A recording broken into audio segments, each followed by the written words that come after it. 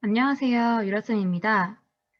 모기 후배들을 대상으로 초등 임용고시 강연을 했을 때에는 크리스마스 연휴였는데 벌써 1월이 다 지나갔네요. 사실 지금 올리기에는 조금 늦은 감이 있지만 여러분이 아직 공부를 본격적으로 시작하기 전에 이 이야기를 해야 할 것 같아서 영상을 찍어보고 있습니다.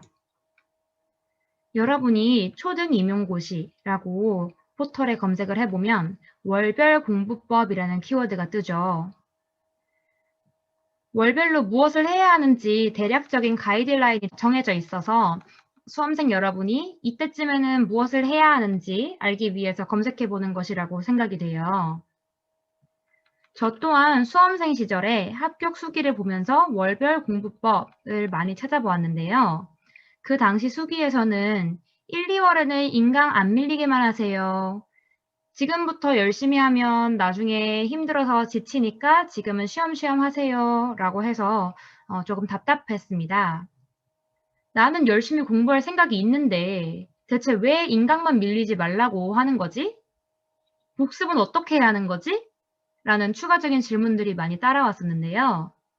그래서 제 경험을 바탕으로 여러분에게 월별 공부법 1탄, 본격적으로 공부 시작하기 전인 12월, 1월, 2월에 무엇을 하면 좋은지 안내하는 영상을 찍어보겠습니다. 여러분이 본격적으로 공부를 시작하기 전인 12월, 그리고 1월에는 당장 뭘 하려고 욕심내지 않는 것이 중요합니다.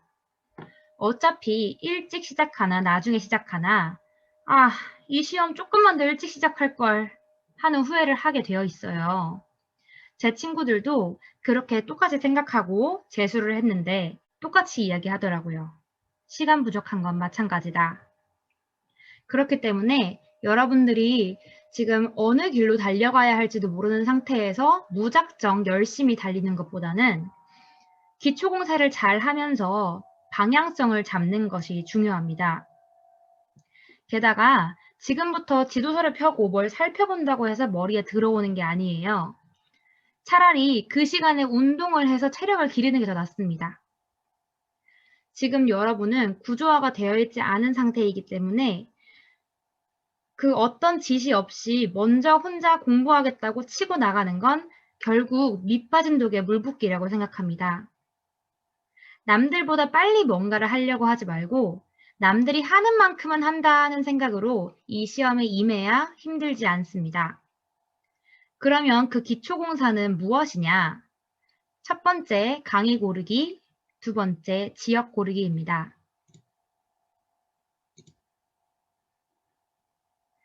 제가 지금 시중에 나와 있는 강의를 모아왔습니다.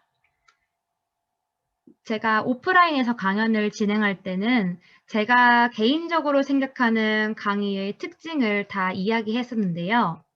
유튜브 영상으로 남기기에는 이게 객관적인 자료도 아닐 뿐더러 혹시라도 문제가 될까봐 제가 특징을 강의별로 일일이 말을 하지는 않겠습니다.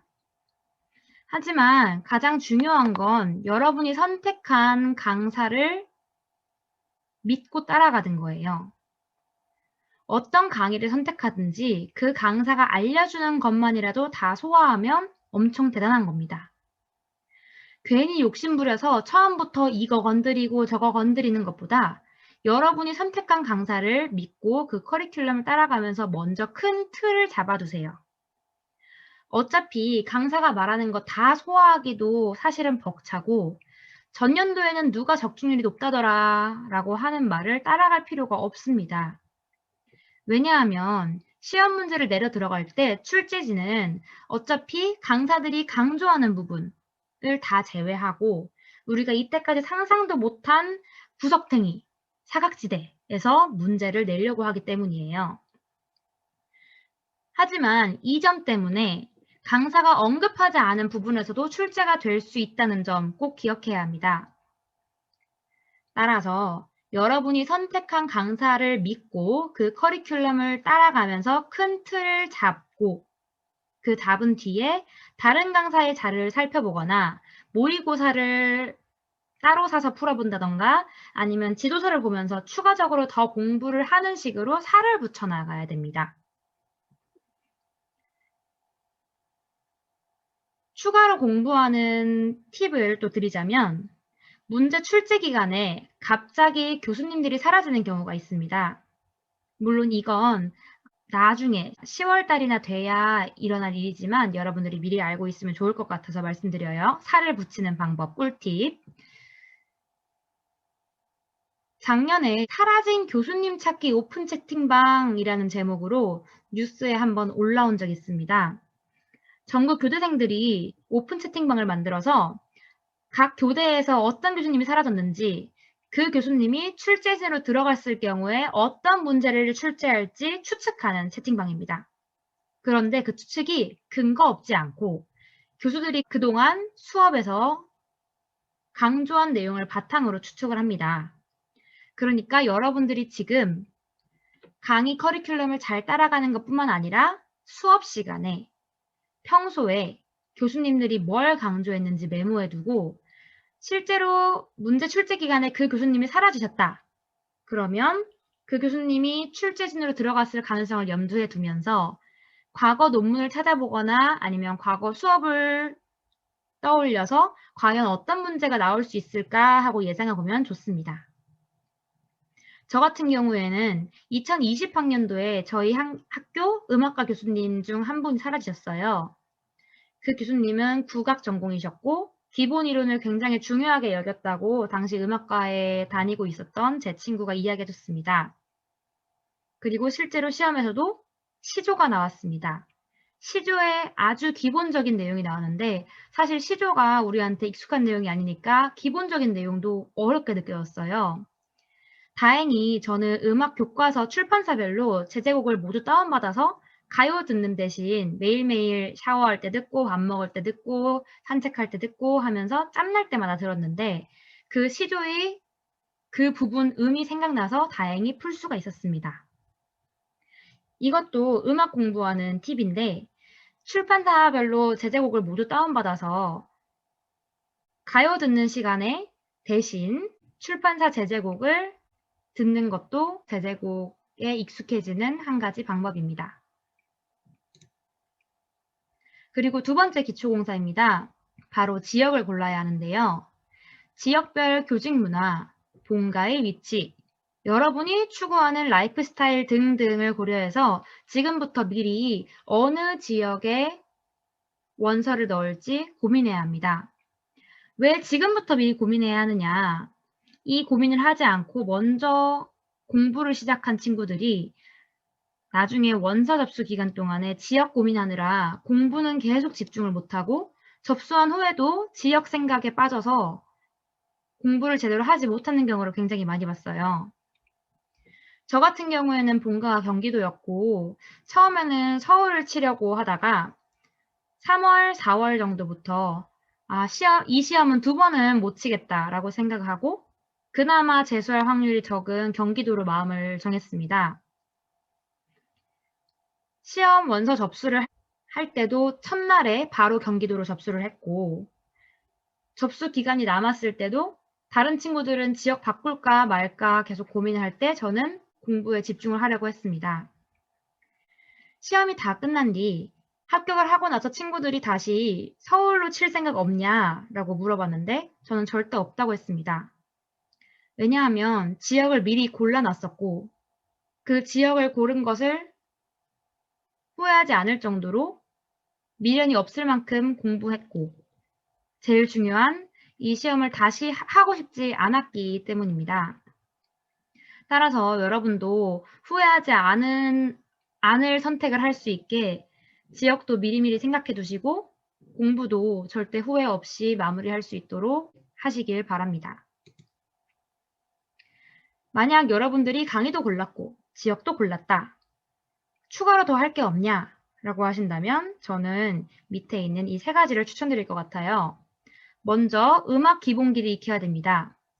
개 이름이나 악보를 읽을 수 없다면 음악 문제를 풀기에 조금 어렵겠죠. 그렇기 때문에 개 이름 읽는 법, 악보 읽는 법 등등은 아주 기초적인 부분이라도 익히기를 바랍니다. 그리고 두 번째는 영어 독해 능력 기르기입니다.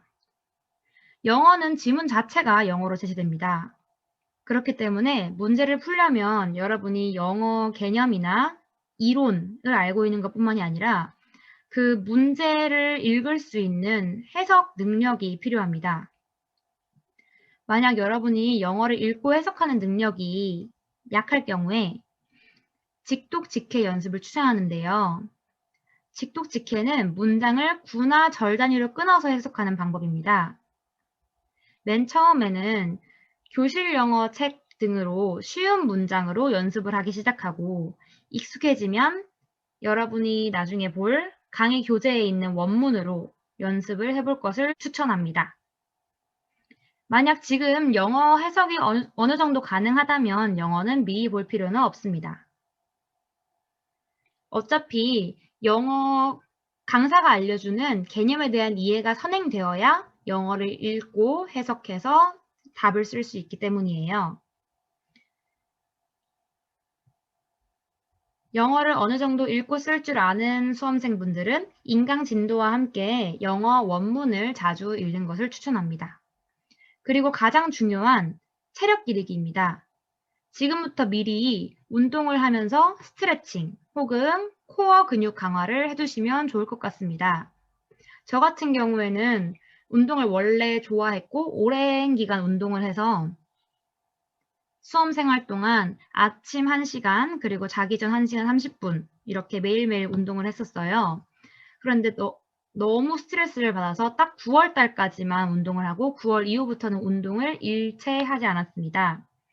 그런데 제가 운동을 했던 9월까지는 다른 친구들이 허리가 아프다, 커블 체어를 사야 한다, 이런 얘기를 했을 때 전혀 공감하지 못했었는데 운동을 그만두고 일주일 뒤부터 바로 허리가 아프더라고요. 그리고 영양제는 미리미리 먹어야 합니다. 그 영양제의 약표를 보려면 말이죠. 그렇기 때문에 이 아래에 있는 3가지도 여러분들이 지금부터 미리 준비해 두시면 좋을 것 같습니다. 그리고 한국사 혹시 못 따신 분 있을까요? 우리 초등임용고시 1차 시험 과목에는 한국사가 있습니다. 빨리 따시길 추천드립니다. 점수가 중요한 게 아니라 3급 이상만 따면 장땡입니다. 안 그래도 임고 공부가 팍팍하고 스트레스를 받는데 한국사까지 공부해야 되면 정말 머리 터집니다. 그리고 대학 성적도 4.5점이라는 아주 큰 차이를 낼 수 있기 때문에 학점 관리도 하시길 바랍니다.